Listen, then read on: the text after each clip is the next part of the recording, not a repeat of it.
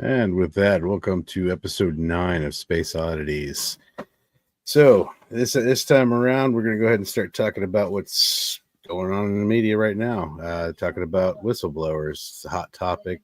It's all over X, all over social media.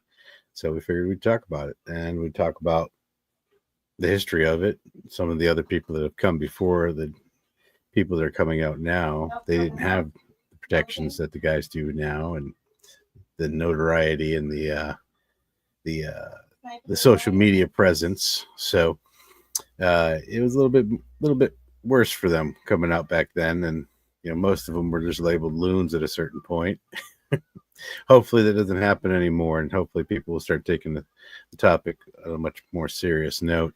So what prompted us to really start talking about this tonight is at least why I brought it up with Ben was whistleblower that just recently came out, Jake Barber, that they're going to have a they're going to have a special. Ross Coulhart's going to have a special on News Nation tomorrow, an interview with the gentleman. He's uh, supposedly well vetted, in a position to know things and has actual video to back it up. So I'll be interested to see that. I'll be watching Saturday. Hope everybody else will go ahead and join me in watching it Saturday. I'm sure to be entertaining if anything. So with that, we'll start talking about the history of things.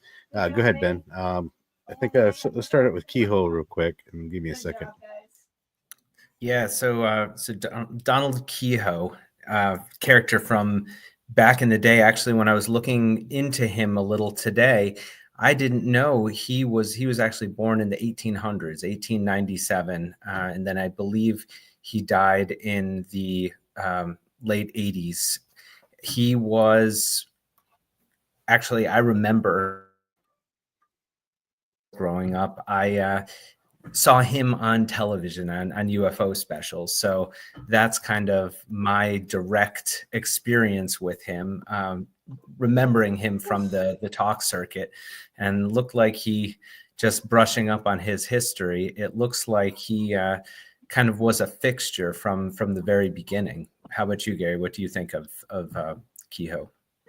Well, I went through his Wikipedia and I watched some stuff about him. And like you, I'm 44 years old, so any of the specials we watched or anything, you get to see. He kind of did the circuit after a certain point. He started off with in the military, and then he dabbled in writing, did an article about UFOs are real, and then a book of the same name, and several other books, and kind of looks like he kind of just promoted this whole narrative. And basically saying, I know because I was there and I was, had access, that type of kind of story, which we hear that all the time. You hear tons and tons of people saying the same thing, and of course, it's in an era where things were much harder to verify because, well, it just wasn't. Nobody cared to bother to verify things because the subject wasn't taken serious. Matter of fact, his membership in NICAP and his involvement with NICAP, eventually they blamed him for the downfall of NICAP.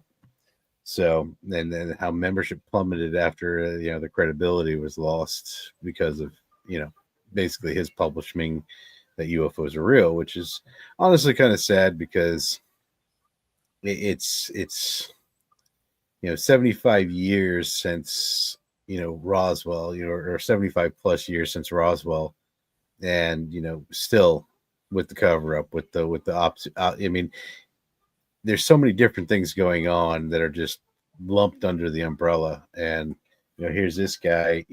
He's kind of one of the pioneers of trying to get the public aware that there is something going on. So my hats off to him for at least that part.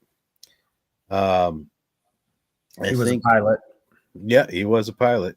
So I'm sure he probably saw plenty of weird stuff in the sky, and an early pilot too.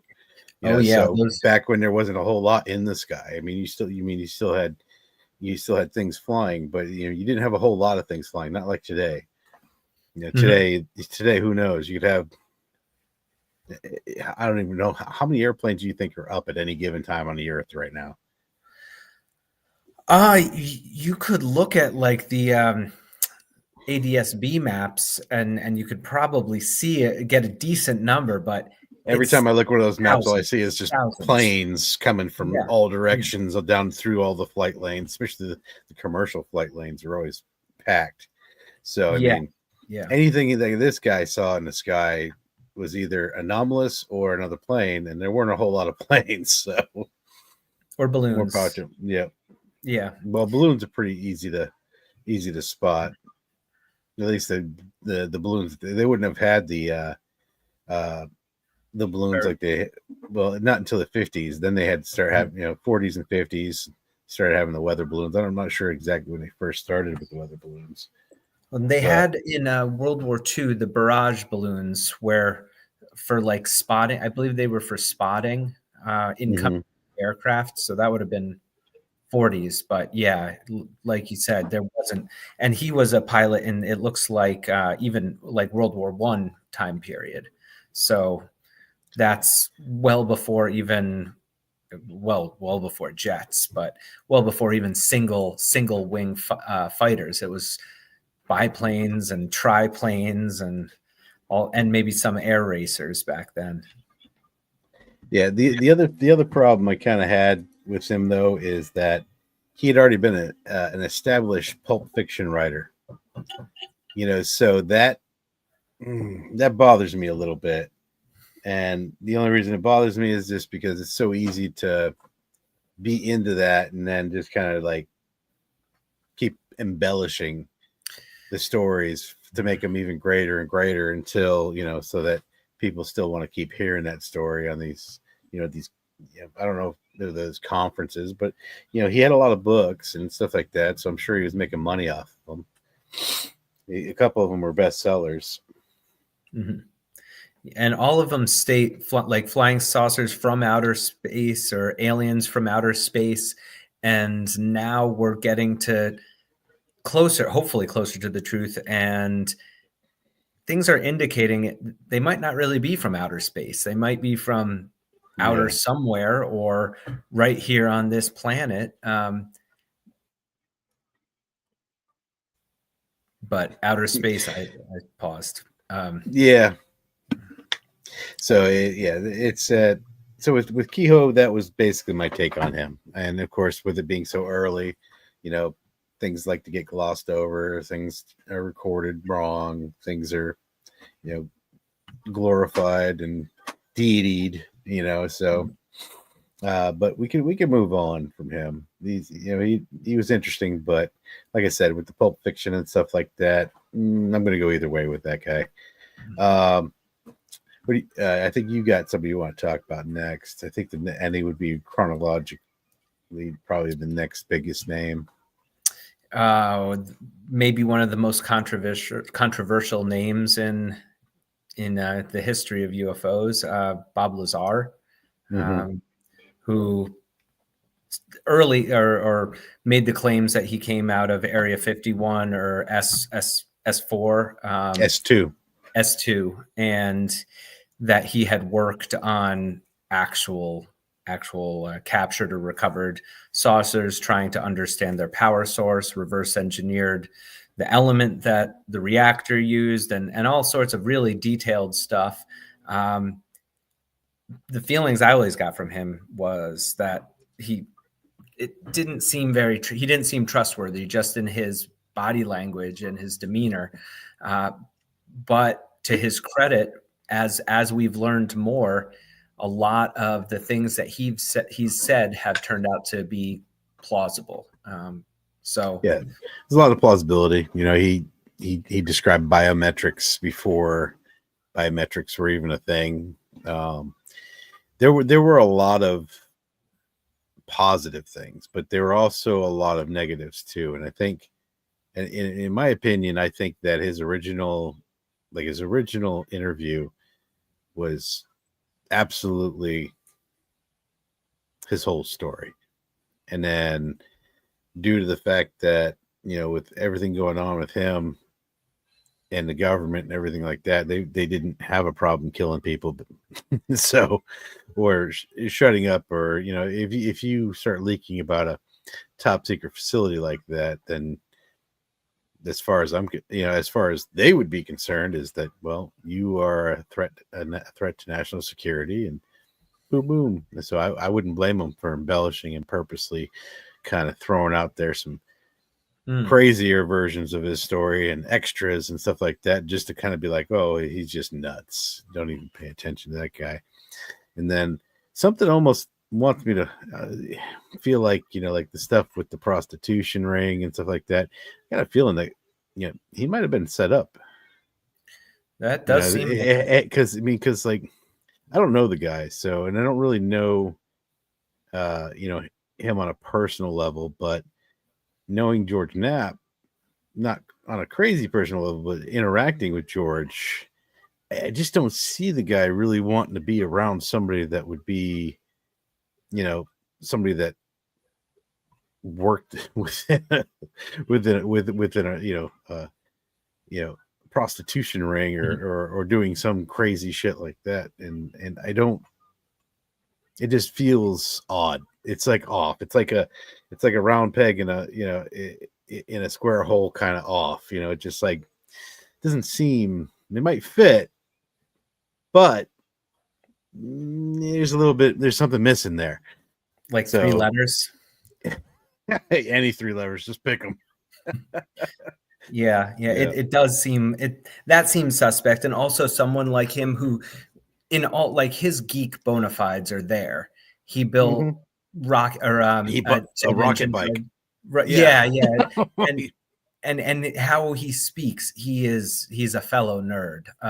And most people like that, they're probably not that interested in a brothel. That's not usually the MO of engineers. Okay. You got a point, Enzo. Yes, that is legal and legitimate. Okay. Yeah, legal. but for somebody like with, that runs a lab, that, he's not Mike that was the head of the football team. He was, a scientist that worked at S2. Yeah. He got beat up by Mike. So yeah, exactly. Yeah, that guy doesn't scream to me, prostitution ring. Just saying. Yeah. But yeah, no, you got a definite point there, Enzo. But he every time I want to just say the guy's completely full of it, there's always something that draws me back into the guy. And honestly, I think George Knapp's probably the only reason that he has any credibility whatsoever, to be dead honest, just because of how wild everything went with his story. And, the fact that George is like 100% behind the guy, and for him to, stake his, his career and stake everything he's really, and say, no, I believe this guy 100%, that says a lot. And so George, and then of course finding out facts as we come along, are the only reason why I ever kind of go back to him and like say, maybe there might be something to this guy. But other than that, it's a good story.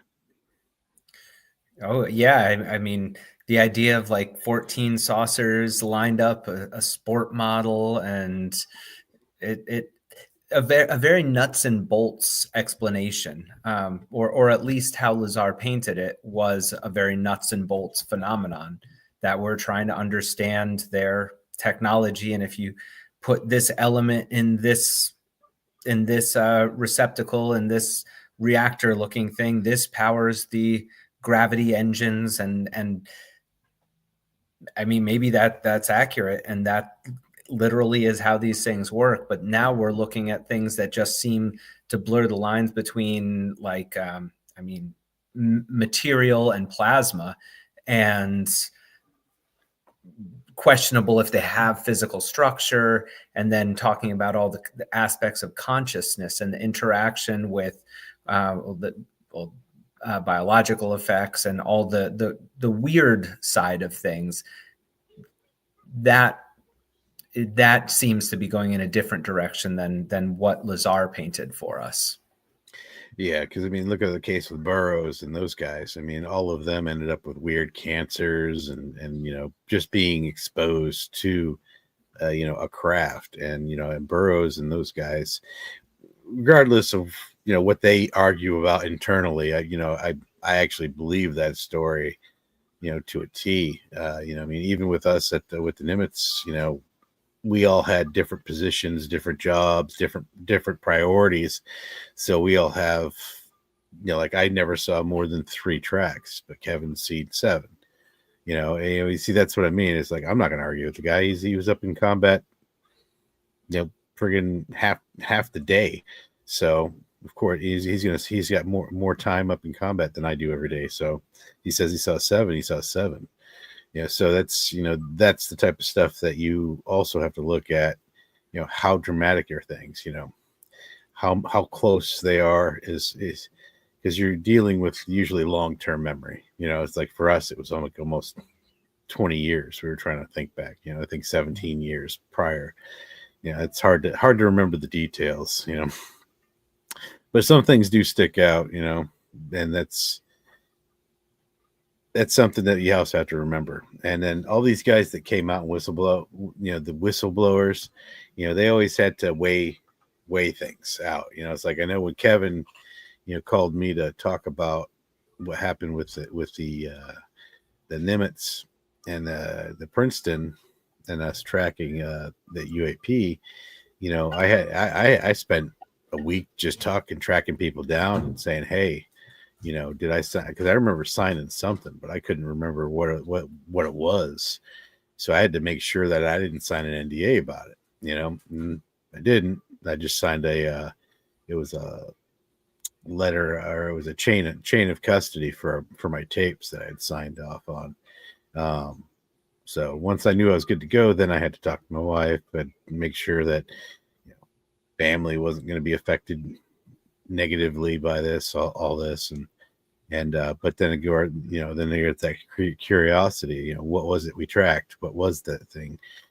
How could it do the things it did? So that's really kind of what pushed me to come forward and support Kevin and Fravor and all the people that were coming out about what happened in 2004. So my hat's off to all these people that do come out. Sorry, trying to get all these tabs up and running.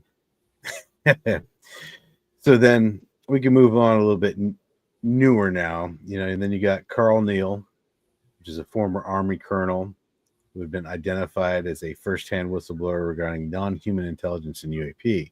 Is that one of the newer ones? Because I'm not real familiar with this guy. Have you read up anything about him? Yeah, he's quite recent. I don't know if he's post David Grush, but he's definitely contemporary. So he's I think he might have been one of the first government officials who made the claim that non-human intelligence is real, and authoritatively made that claim. Yeah, that's oh yeah, he's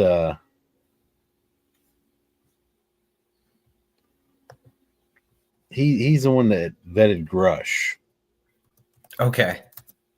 Yeah, he said that according to Leslie, she vetted Grush by interviewing Carl Neal, the retired Army colonel, and he was also in the UFO task force. So that's where he got his credentials then. I feel like an idiot for not knowing any of this, but surprise, surprise, the guy that runs a UAP research company doesn't know who's whistleblowing what. Look, I don't have cable. I don't watch the news, so I have to look all this stuff up as I find it. So, but it's yet another person in a place that has the access that all of a sudden decides, well, it's time.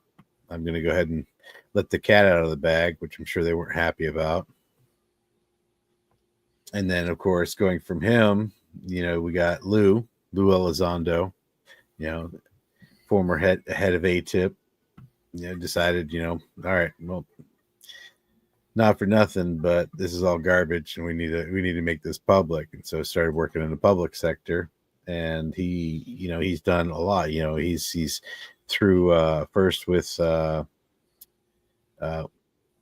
don't know why I'm brain farting on the name of the organization. What was the organization with To the Stars? To the Stars Academy? He did some real good work with them getting the Nimitz encounter, the Tic Tac video, and the gimbal videos declassified so that they were able to stay in the public realm without them being still classified material. So getting those unclassified was a big deal. By him getting the Tic Tac video and the gimbal video unclassified, it made history in the UFO community, because now you had the U.S. Navy and the Department of Defense coming out and saying, yes, this is real video, this is our video, this is of an unknown object, this is all real. For the first time in history, there's no cover up when it comes to it, other than the fact that they won't give us any of the information around it. They won't give us any of the flight logs, the data recording, and say everything is either missing or been destroyed at some point. So, and they don't have a problem telling you, well, that was 20 years ago, so we're not we don't have it. Sorry, we don't keep records that long. But my hat's off to Lou. Thank you for all your hard work. Keep it up, and look forward to seeing you on here one day. Yeah, he was actually on. I actually watched Don Jr.'s podcast last night, because Ross Coulthart was on it to talk about this latest whistleblower, and they brought Lou Elizondo on as well. So that's pretty encouraging to see that this incoming administration is like a week before he takes office. Don Jr. is talking to Ross Coulthart and Lou Elizondo about UAP and about the drone story and about what his father is going to do. So I'm cautiously optimistic. Yeah, I'm looking forward to seeing what this drone report's going to be from Mr. Trump. Yeah. That's another biggie that I'm looking forward to, just to kind of see where the president's mind is on the subject. It seems like Don Jr. seems to have his pulse on social media and is kind of keeping his dad up to speed on what's going on. I got a feeling he's probably running his dad's social media at this point. And I think he's been doing it through his the whole campaign too. So feel free, if you happen to stumble on our podcast, please reach out. we definitely got a lot to talk about. So with Elizondo, we should probably also, of course, mention David Grush as a contemporary. As a contemporary whistleblower who has advanced the conversation far. Now, throughout all this, I was wondering what your thoughts are. Is this all part of controlled disclosure? Are these whistleblowers part of controlled disclosure? It's hard to say, man, because it's like somebody like me that has no connections with the government anymore. I have no clearance anymore. It's like once I walked out the door, I was out the door. And the only thing that brought me even remotely back was the fact that, the public, coming back into the public to just talk about the Nimitz encounter. But with these guys, they're all still, working for government jobs, working in the government itself. I don't know what Rush is doing now, but he was still working for the government as of the time that he was whistleblowing. Mm-hmm. So with my mistrust of all things government, I'd say it's a better than average chance that it's all orchestrated. But even if it is, it's still an orchestrated disclosure. Indeed. So I mean, if it's going to happen, it's going to happen. So how it happens is going to be I think it's going to be like, I think it's because of the pressure around the world that eventually disclosure is going to get pushed on the U.S. And I think they understand that they have a deadline. Their deadline is whenever one of their adversaries decides, well, you know what, I'm just going to pop the cap off on this and just tell everybody everything. So hopefully it's not as horrible as I think it is, and hopefully they were just here at one time, and all we're seeing is remnant technology. That's all I hope. Because honestly, it doesn't bode well for us if they actually are here. What? Well, traditionally speaking, a higher technology meeting a lower technology doesn't go well for the lower. The lower, yep. It's usually destruction or enslavement. Yeah, or disease, or I think you probably don't have to worry about disease as much, only because if they're a spacefaring, if they're spacefaring entities, they've probably got a pretty good handle on, disease prevention. Even if, just understanding biology. If they understand how to travel through the stars, they probably understand, molecular biology. So, that they're going to be careful about introducing viruses unless they purposely introduce a virus. Yeah. That's always a possibility, but I don't want to get doom and gloom upon here. Well, viruses, when you look at viruses, they're basically a machine. They're they're very, very suspect looking organism when you try and conceive of a natural evolutionary path that they would stem from. Well, every time you get a virus, your DNA is altered forever. Your DNA from the time that you're born to the time you're 30, there's like a good chunk of your DNA that's forever altered through all of the bacteria and the viruses that you have throughout your lifetime. So you're never the same person, even from one year to the next. Yep. And then those genetic changes can be passed on through next generations, and it's interesting stuff. Who knows? Maybe they're breeding traits into us.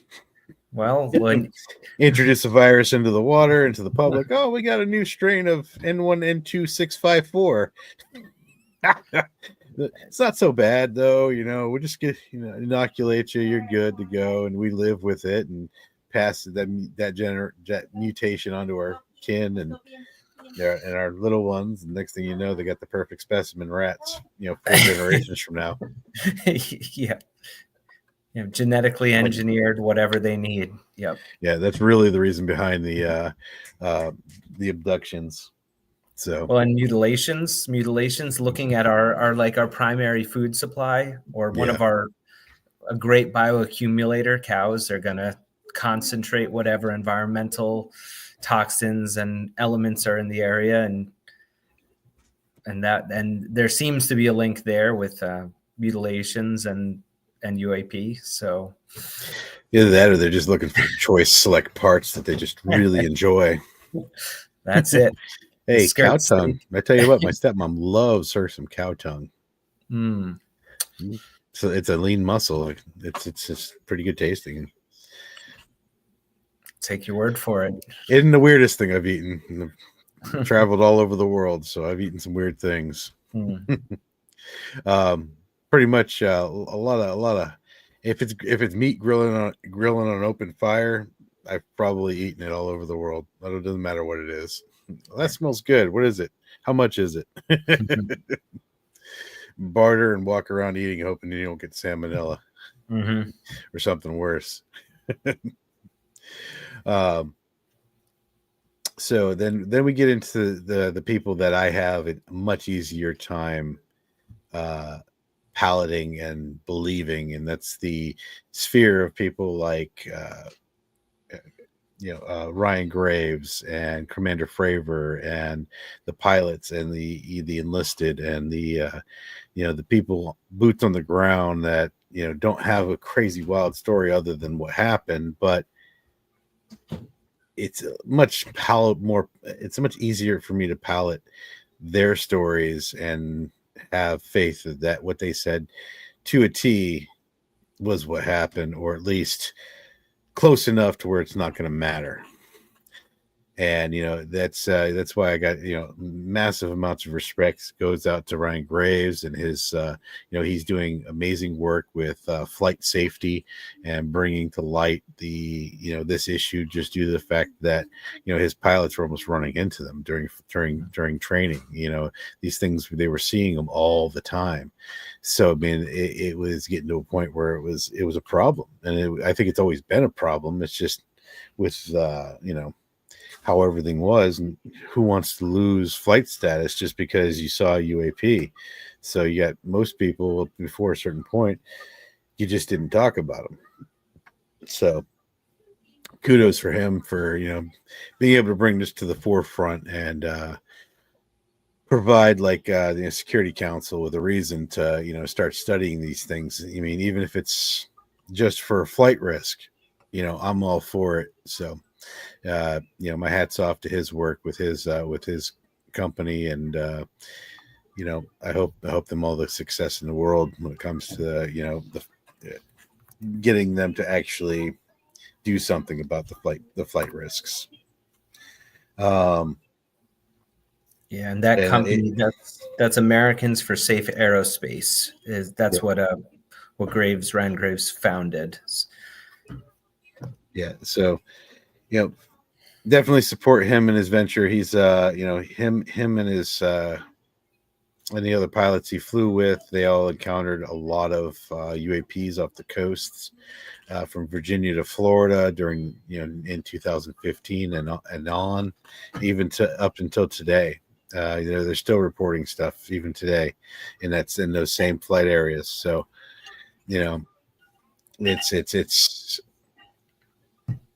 it's hard for me to believe that the government is just, oh well, there's no credible anything. I'm like, what? You're full of it. Yeah.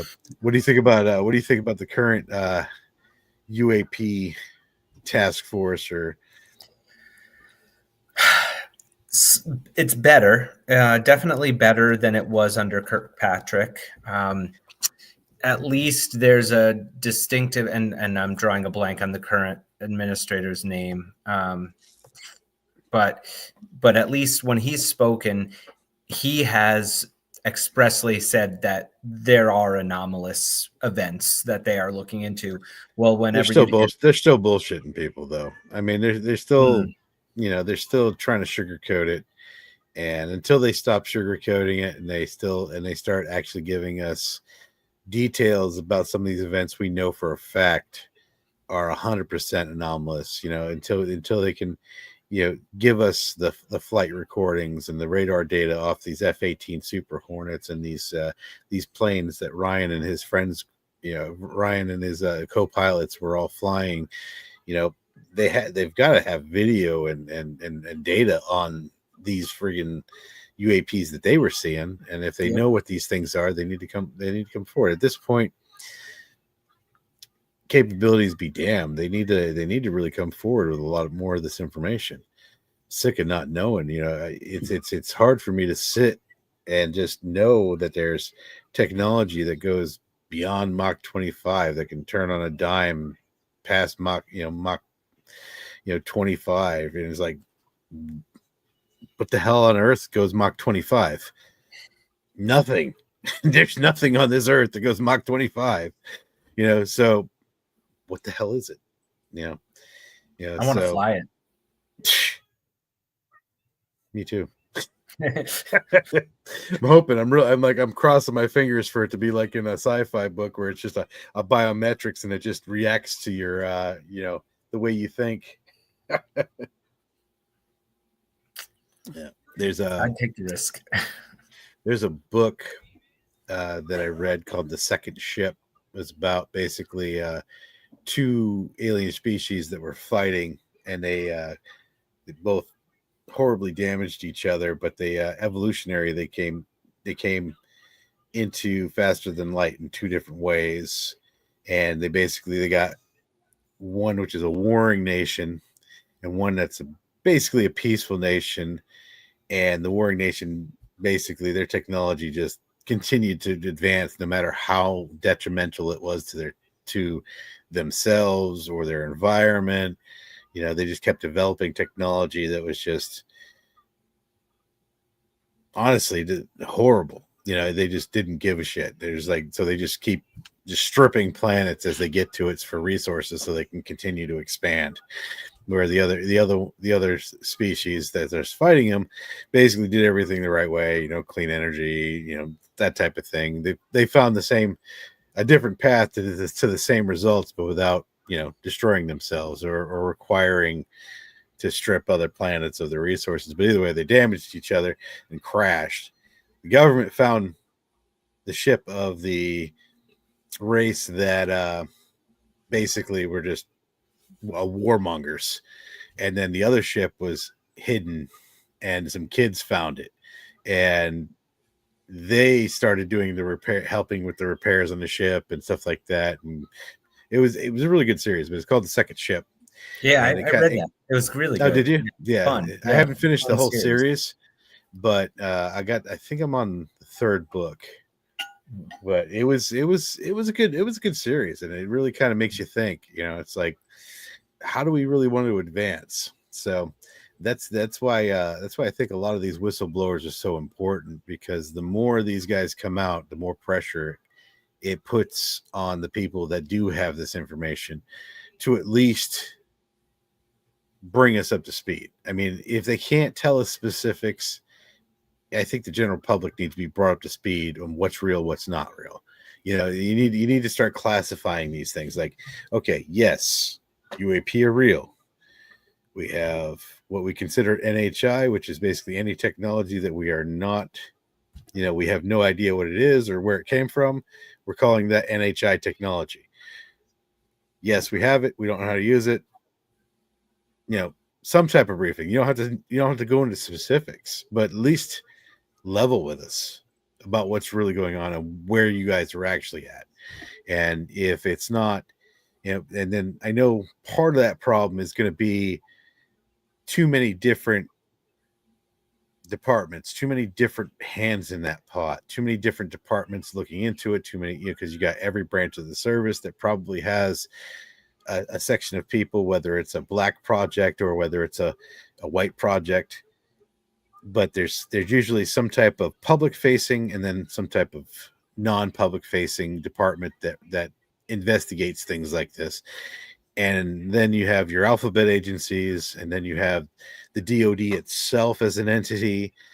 So you have so many different interests that are, I mean, I don't see anybody not wanting to have their hand in this cookie jar, because if you say advanced technology, who doesn't want advanced technology? So, and they all don't like working with each other. And I think Lou's book kind of really, really strongly outlined a lot of the problems with the interagency developments, and how they don't really help each other and they don't really meld together. So I think that's another big problem with disclosure too.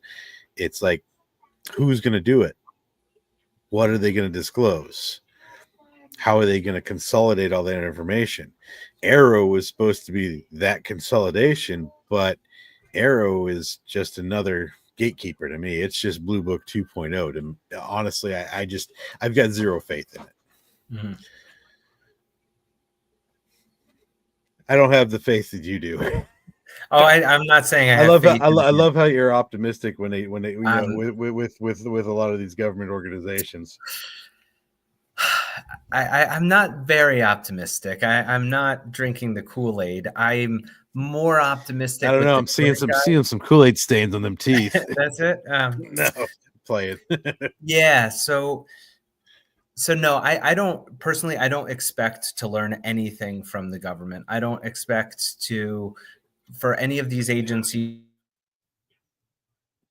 any agencies to be given either if they have good intentions, they're not going to be given the access, and do they? And I'm not sure that any of them actually have good intentions in terms of bringing this to the public, as is our right to know. But at least when I see some people who at least seem genuine, which this current fellow seems more so than Kirkpatrick, then at least that gives me a little bit of optimism. I always have a little bit of optimism until I like see the actual thing. Like I've got some optimism with Ross's interview on Saturday, so this gentleman, Jake Barber, he straight up claims to have video of a crash retrieval of an egg-shaped object.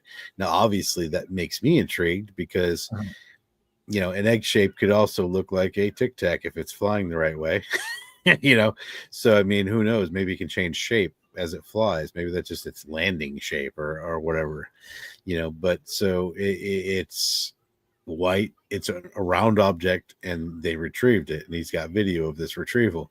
Then they supposedly will be showing the video. So that's, I wasn't aware of that.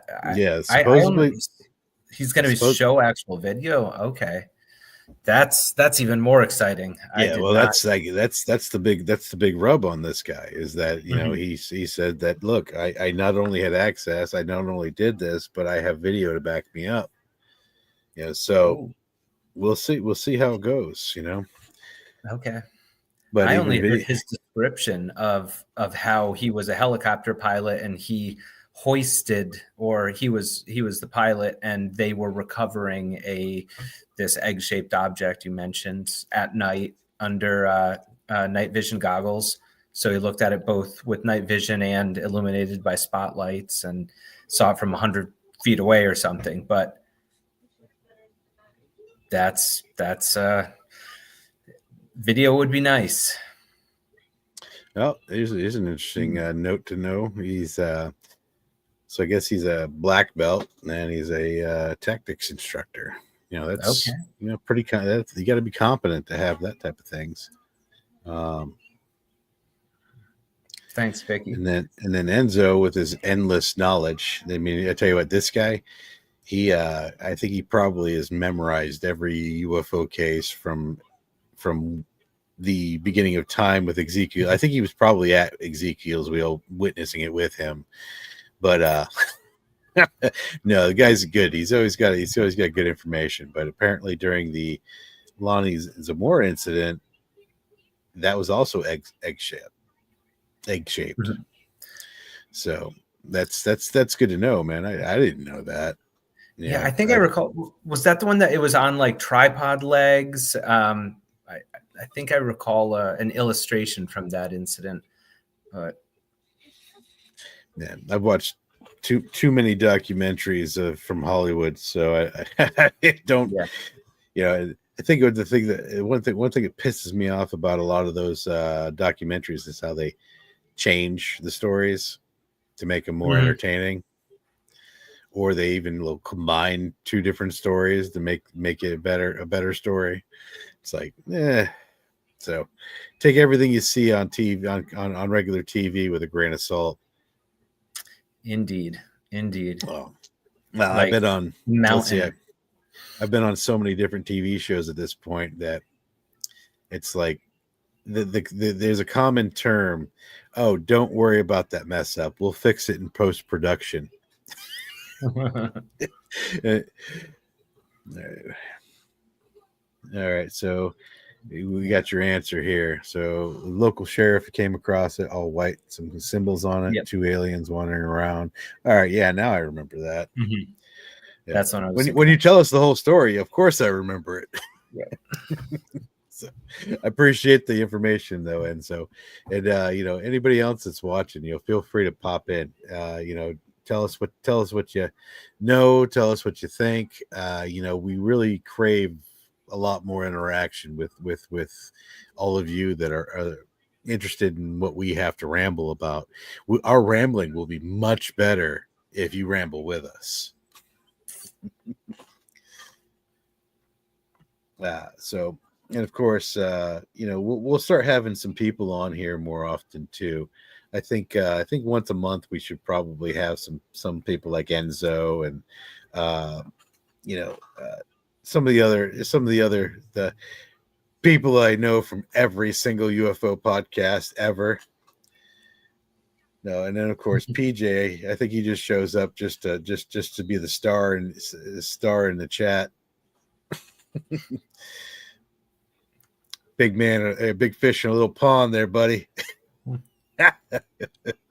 But yeah, we're gonna have PJ on here soon. I'm gonna drag him on here whether he likes it or not. I know he said he wanted to, and I haven't called him yet about it. Rip Jazz. I hadn't seen Jazz on here at all. If you're talking about Jazz, the gentleman Jazz that comes into just about every, or he used to be around a lot.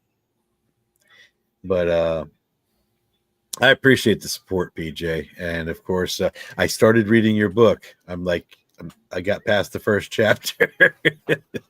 And consider that an honor because I don't have time for anything anymore.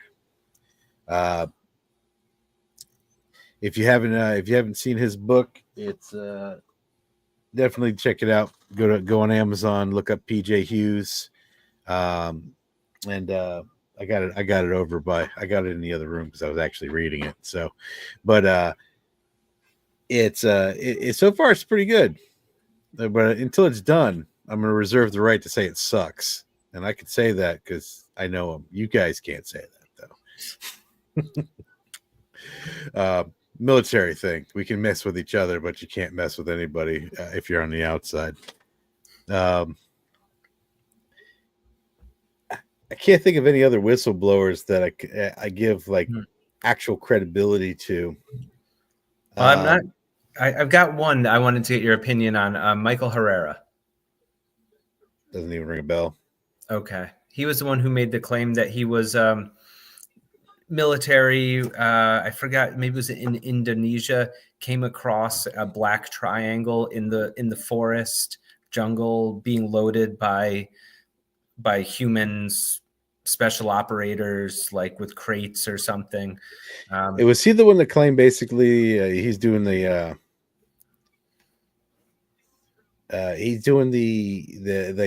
they were all working together and like they were doing the they were involved with the abductions and the artificial insemination stuff and stuff like that. Was he the one that was talking about that? I don't know. His original testimony was basically just that he had seen this black triangle being loaded by guys in black, like black military uniforms, Americans, no insignias. They said they could kill him for seeing that, and his crew. He had a squad with him. And then I think he claimed there was something to do with like human trafficking, that these vehicles were being used for some sort of human trafficking. But then recently I heard him on, I think it was a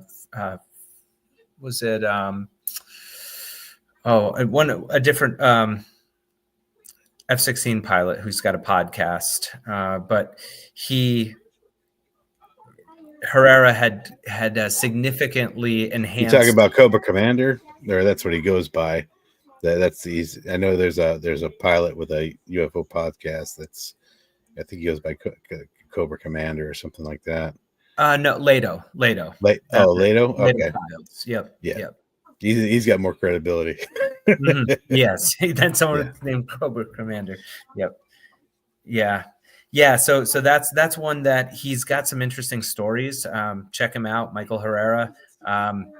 I'm not sold because it seems like more detail has been added that would have come out in the first, and then it might be embellishment, but be interested to hear what folks think of him. Yeah, that's who I was trying to think of, Bob. Yeah, Jazz Shaw.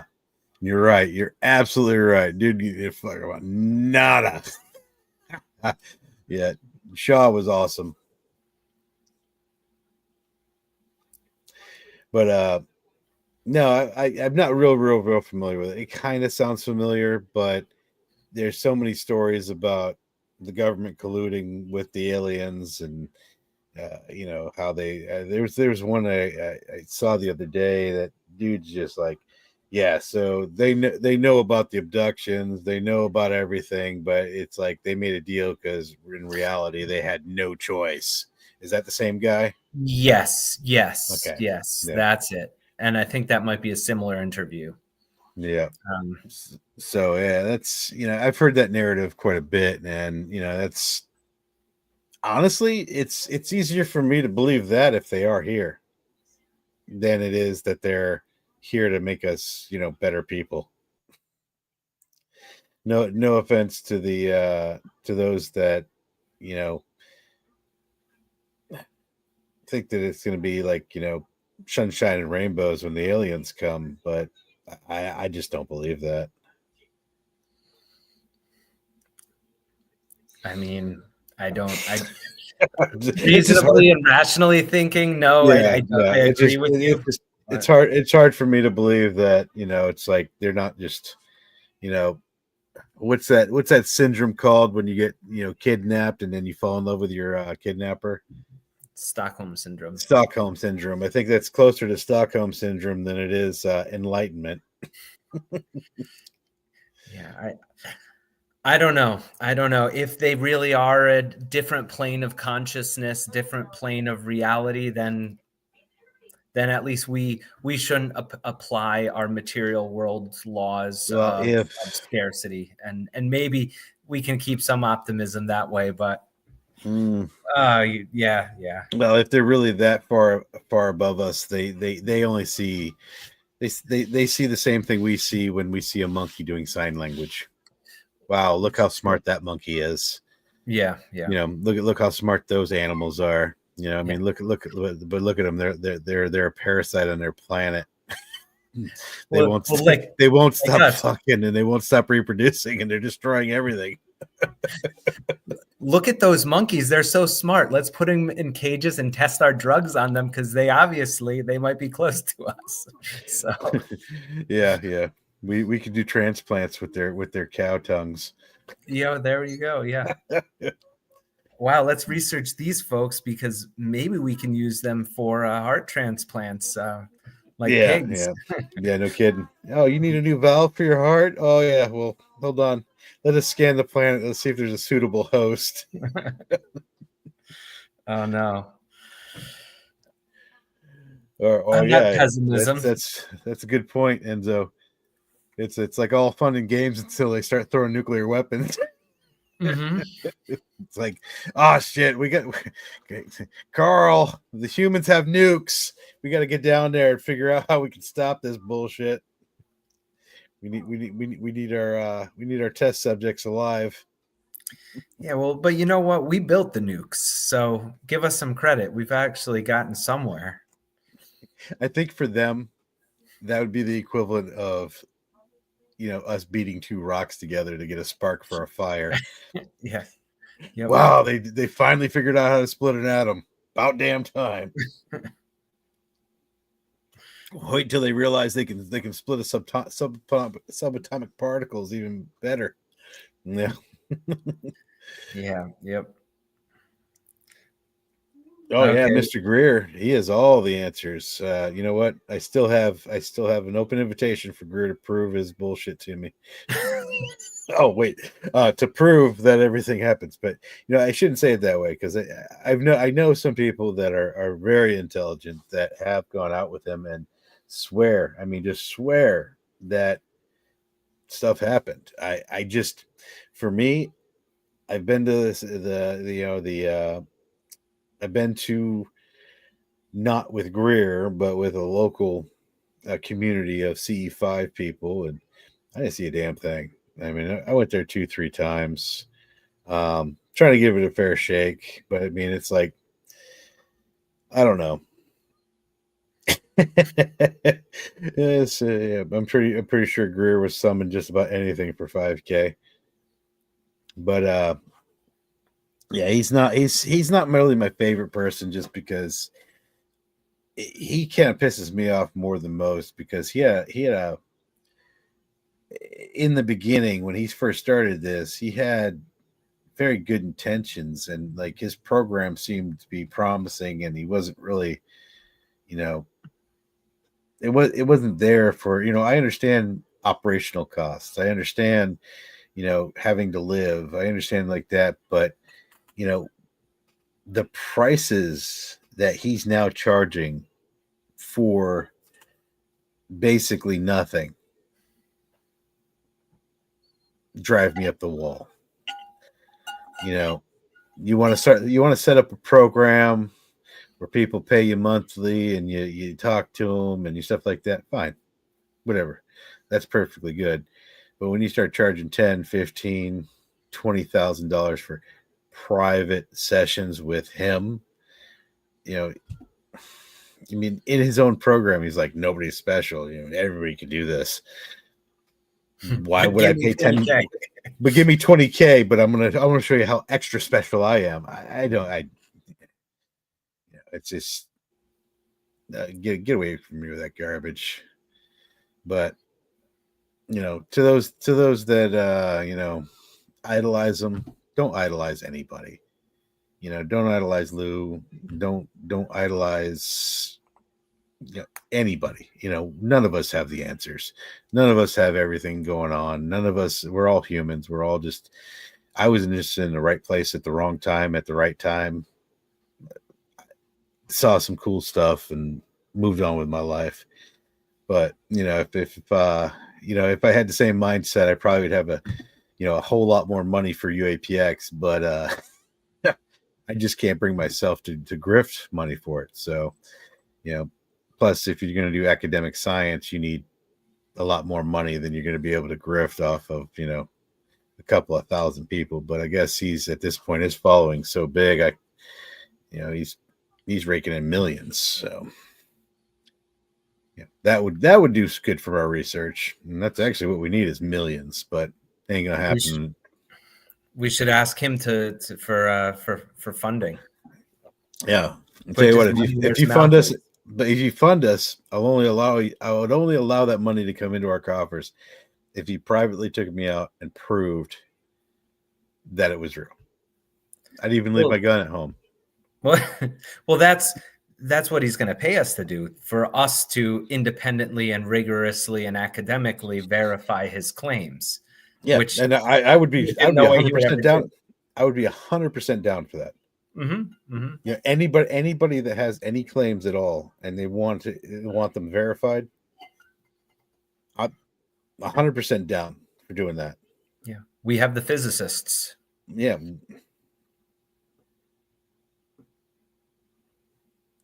Trump's son is getting played. Be dopes. Yeah, he might be. He might not be. Honestly, I think Lou's intentions are at least in our favor. Lou, I think most of the people around Lou are at least trying to do the right thing.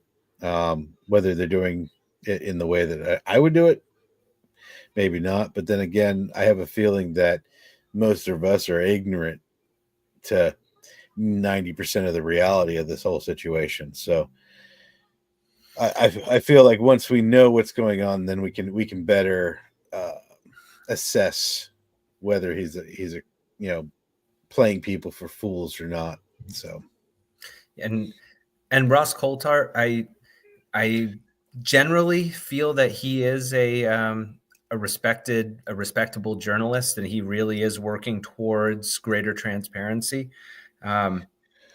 But in the back of my mind, he's also a single point that could be controlled and be used to craft a narrative. Yeah, but his narrative is he's based out of Australia though, and being based out of Australia, their government doesn't give two shits about UFOs. They're part of Five Eyes, so yeah, true. It just could have been. I'm not claiming this. Personally, I think Ross Coulthart is an honorable journalist, and I think he's advanced. That's what I get. That's what I get from him too, though. I got to meet him at the last SU conference, and we sat down and had a couple of private chats, and just mostly just shooting the shit like like we're doing right now. And he seems pretty straight about everything. He doesn't really mix words, which I liked. So I mean, I got the he's genuine vibe off of him.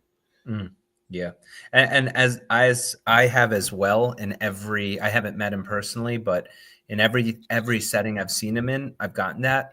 My statement is just because of his prominence in the field, and that if I was trying to craft some sort of a narrative, I would want to control the quote unquote dissenting voice and Yeah. make that dissenting voice part of my arsenal.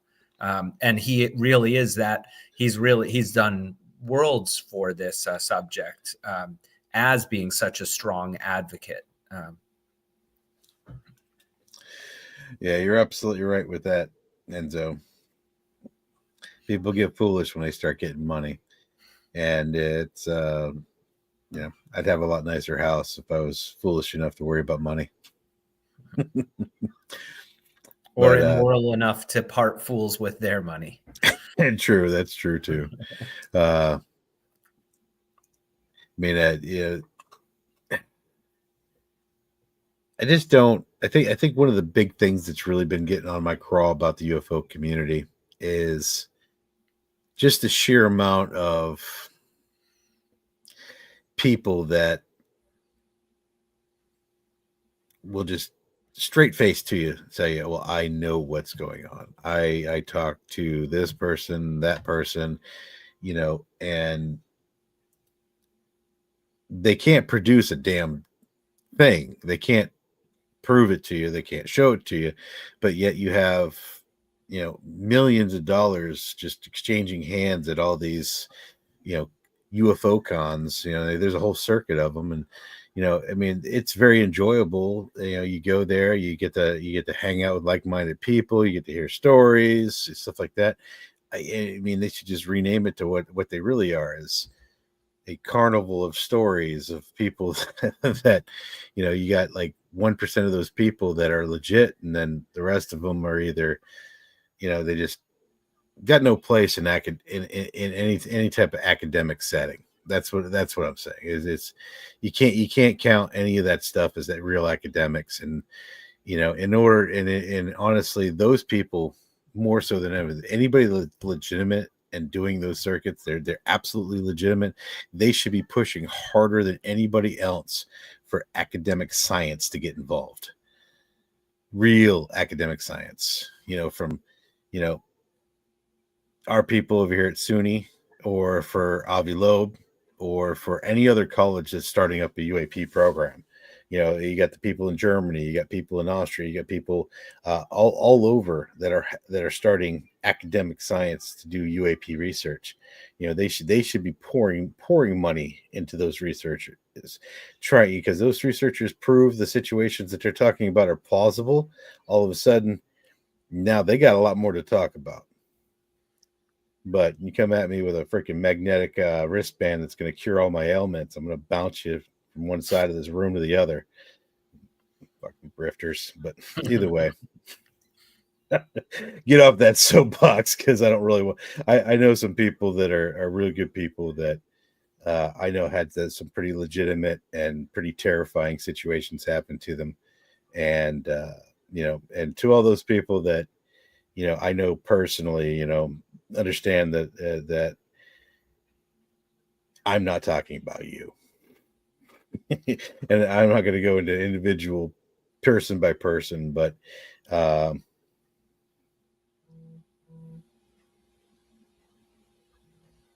don't even know what the hell you're talking about, Bob. You've gone off the fucking you've gone off the tracks. I have no idea where you're going. You've been drinking, bud? Or come on and tell us what you're talking about. Yeah, we don't want to talk in codes here. It's either tell us what you really think, or don't be weird and obscure. But I think that's probably all we have for tonight. I'm not going to keep rambling on anymore. Anybody, if you got any more questions, I'd get them in now. If you got any more comments, I'd get them in right now. But so all in all, I'm for. I don't care how many more people come out. I really wish. I hope more and more and more credible people come out. I hope more and more credible science keeps getting done on the subject, because in the end, I think that the story is going to be way crazier than we even can imagine. And I think that there's so many different things going on with UAP and with UAP, all the different things that people see. It's going to be from, just it's going to be the same story. 1% of them are going to be amazing. Um, oh, well, I'll give you my honest opinion of Chris Bledsoe, as I love the man. And I think that he had a legitimate experience, and that he is absolutely honest. And that's not something that I can say about many people. Um, yeah, he's an absolutely great guy. And you know what? He will invite you to his house. He will have you at his house. And I guarantee if I contacted him right now, he'd let UAPX on his property to do the experiments that we were talking about, because he has nothing to hide, and he continues to show people what he sees in person. It's not as easy to dismiss it in person as you would be to just see a picture of orbs dancing around and say, well, that could be anything. It could be lights from a highway. That could be this. That you could speculate about whatever the video is, but when in person, from people that I know um, are 100% trustworthy, they say he's rock solid. Yeah, and I actually I recently saw a video he posted of an orb, and normally I see an orb video and I won't even watch it, but I saw it was Chris Bledsoe, and it looked like a traditional out of focus star, but he captured a tree in it, and the tree was in focus, and this out of focus looking star orb, I think it's a very good capture. I've not seen an orb video that showed a reference that shows that, yeah, the camera's in focus, and he did a good job with that. So I'll answer very, you in a very second, Vicky. interesting. All right, so who we're talking about is a gentleman named Chris Bledsoe. He had a famous UFO encounter where basically he was abducted, and he had missing time, came back. He had a lot of people that were looking for him. And then he had a multitude of experiences after that also. It's a pretty interesting story. He's got a book called The UFO of God, and it's a good read. Yeah. Okay, this is a good question, Enzo. So I think he's alluding to the Cybertruck bomber, maybe.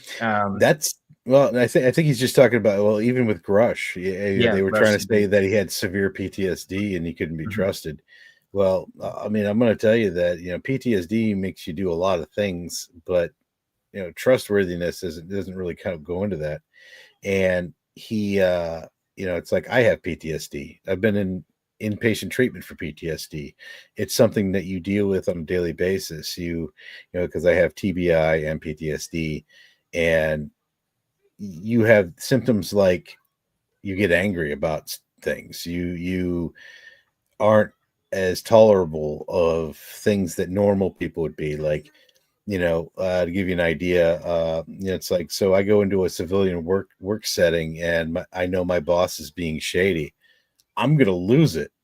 I'm literally just going to fly off the damn handle. I'm not going to hurt the guy because I don't have, severe PTSD, but some guys would, if you push their aggression. And that's only one aspect of it. And then you have other people with PTSD that basically are just a shell of themselves because they can't deal with any type of aggression. They're the complete opposite. you get headaches, you get migraines, you have memory issues, uh, you know, it manifests itself in a lot of mental disorders, but nothing that would cause you to hallucinate a UFO or, I mean, it's more of whatever it was that triggered your PTSD, that's going to be a problem. Those situations are going to be a problem. And there's so much good help for PTSD nowadays that, there's a massive amounts of psychological toolboxes that you can use. But it's just dastardly that they have yeah, smeared it's like on David. it's a That's smear horrible. campaign when you start talking about somebody's PTSD, and that's why they're that you can't trust them. That's bullshit. Yeah. And where did they get this PTSD? Working for you dumbasses. So it's Yeah, like that's it's the horrible. irony of it. Horrible. Good enough to run a whatever it is that was super important that they did, but his PTSD isn't good. Now it's an issue. No. Yeah. Hanging people up to dry. It's it's I'm gonna call it what it is. It's somebody in the government. It's a bitch move. Absolute 100% bitch move.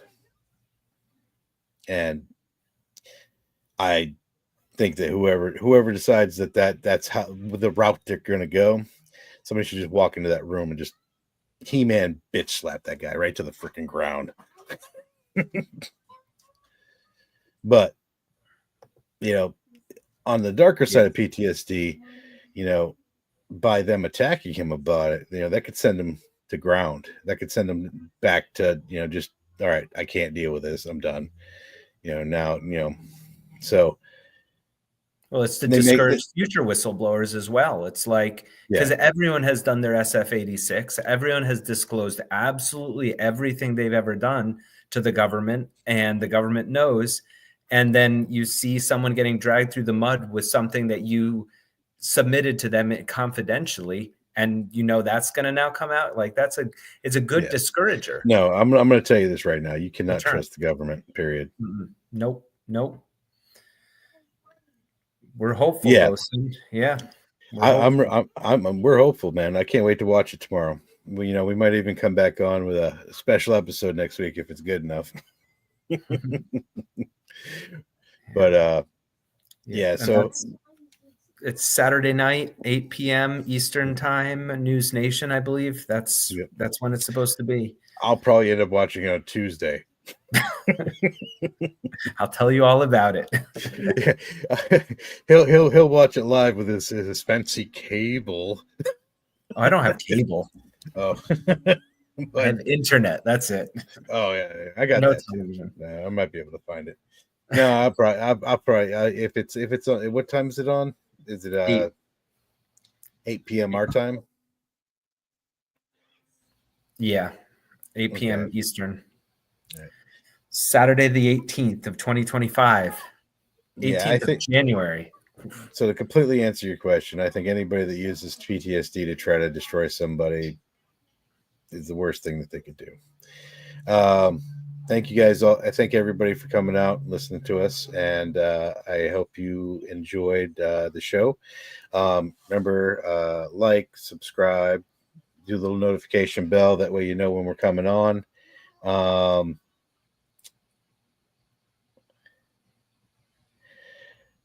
Gary rocks, and so did Jazz Shaw. Like my dad, you can't beat sailors. Bad language and the truth.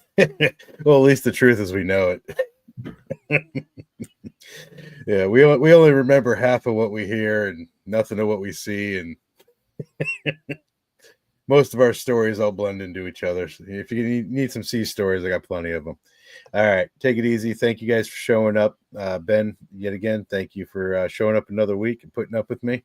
And can't wait. We're gonna try to do this every week, but due to busy schedules, you can guaranteed an episode every other week. But we're gonna try our hardest to try to get something out each Thursday. And Take it easy. God bless everybody. And we'll see you guys hopefully next week. Good night, all. Thank you. Good night, Gary. Good night.